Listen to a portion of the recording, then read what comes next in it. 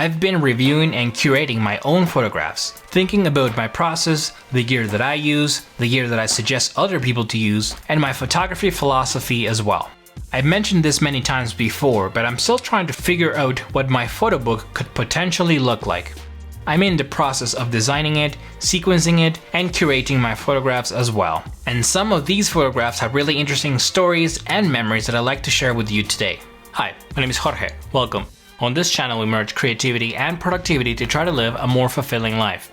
I'm working on this photo book for myself really, just to have a physical proof of work and proof of my experiences as well. But it would be helpful to know if you would be interested in picking one of these up when it's ready. I'm not expecting anyone to actually want to buy my photo book, but I guess it doesn't hurt to ask if that is something you guys would be interested in the future. Leave a comment down below or go to the community tab and vote there as well. I previously made a video called The Stories Behind My Photography, and although nobody watched it, I do think it's important to talk about these things.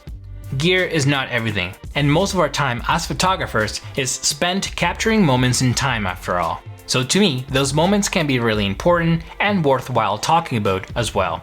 So I decided to turn these into a video series, and hopefully you can find some value or at least some entertainment in my experiences and hearing me describe it.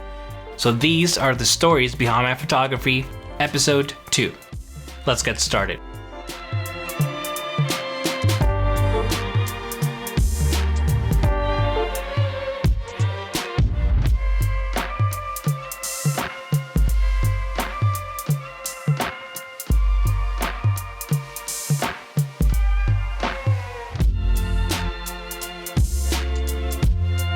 This photograph is marked in my brain forever. This was my very first day exploring Japan. I arrived at Tokyo from Vancouver at around 6 p.m. and I was exhausted, so I just headed straight to the place where I was supposed to stay. I got something light to eat from a convenience store and I just went to bed. I was exhausted. But the next morning I woke up really early and it was just like Christmas morning. So excited, so ready for new experiences, ready for a new life, I guess. And I just sat there for like an hour, just enjoying the moment, taking it all in, observing people and hearing new sounds. It was great. And then this gentleman just sat in front of me. I didn't have to do anything. I wasn't searching for a photograph or hunting for a good spot, nothing like that. It just happened. In fact, I didn't even realize, it didn't occur to me to take a photo for maybe 10 to 15 minutes. I was just there enjoying the moment. And I finally said to myself, this is something that I probably want to capture, and I took the damn photo. But like I mentioned on episode 1 of this video series, it's incredible how we can look at an image and immediately be transported back in time and relive the moment. It just put a smile on my face. This is another photograph that I remember very, very well.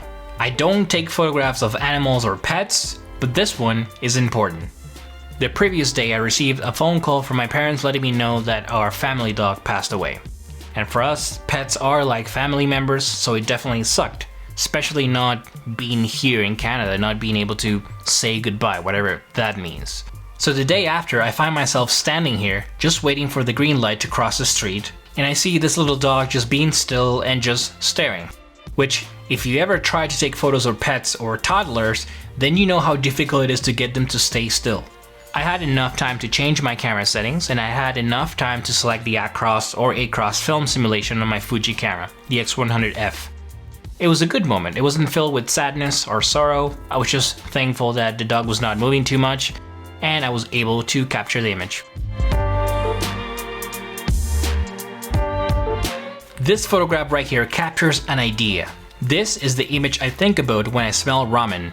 The beauty of countries like Japan is the immense variety and options when it comes to technology, restaurants, bars, food, things like that. Finding great local shops and restaurants and great photography spots are part of my exploration process, and I really embrace it. There are hundreds of little bars and restaurants and small local shops and noodle shops and ramen shops, and they all feel very cozy, very personal, very friendly, and not corporate at all, which is the best thing about it. So I do love the feel of this photograph, the moment of finding your next favorite ramen shop, the small alleys, the colors and the contrast, character versus environment, very important. This one is pretty cool. This photograph captures a traditional ceremony taking place in a shrine.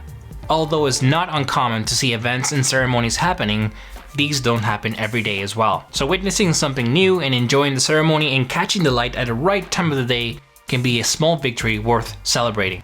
I don't need to edit it or crop it or change people's attention. The subject, the framing, and the light make it obvious to understand what it is that you're supposed to be looking at. And witnessing this event and being able to capture it can really make your day. This is one of the first couple images I took after returning to Canada. And at the moment, the contrast between Canada and Japan was very stark. I almost had reverse cultural shock.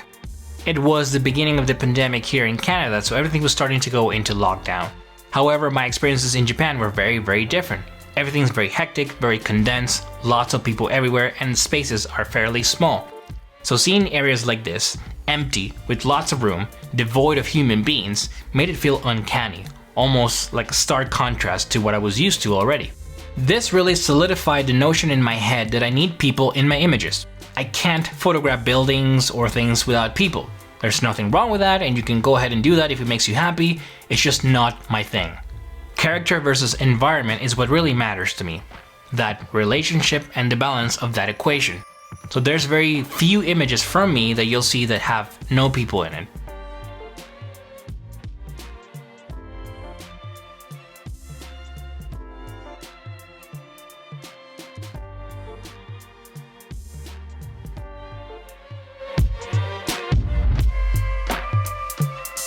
The thing is, most of my images have a really strong memory attached to it, and to me, that is the most important thing. And although I like talking about gear and reviewing camera equipment, the memories that I can get with those cameras and that equipment is what really matters. So go out there and try to create memories. That is what matters, that is how you get invested in your craft, and that is how you improve as well. So that is the reason why I think it's important to talk about the stories and the moments and the memories behind my photographs. It's not a really popular subject, and maybe not as popular as a camera review, but I think is equally important, and this can potentially help you navigate that environment and see how you can apply it to your own life as well. As always, I'm curious to know, what do you think? Do you attach memories to your photographs, or do you just do it as a second nature thing and you don't really think about those? Leave your thoughts in a comment down below. But that is it for today's video. If you found this video helpful or valuable, please like and subscribe, follow me on Instagram, and join my free newsletter as well. Thank you very much for watching, for giving me your time and your energy, and good luck with your creative process.